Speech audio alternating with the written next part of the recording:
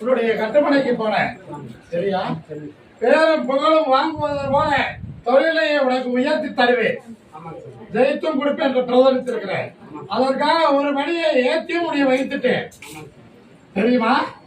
இதே ஒரு முறை சிவாலயத்துக்கு சென்ற மக்களை திரட்டி கூட்டிட்டு போய்கிட்டு இருக்கிறேன். அதிலே மாற்றத்தை 3 மாதம் 90 நாளைக்குள்ள உனக்கு நடக்கும். திகழ வைத்து தருகிறேன்.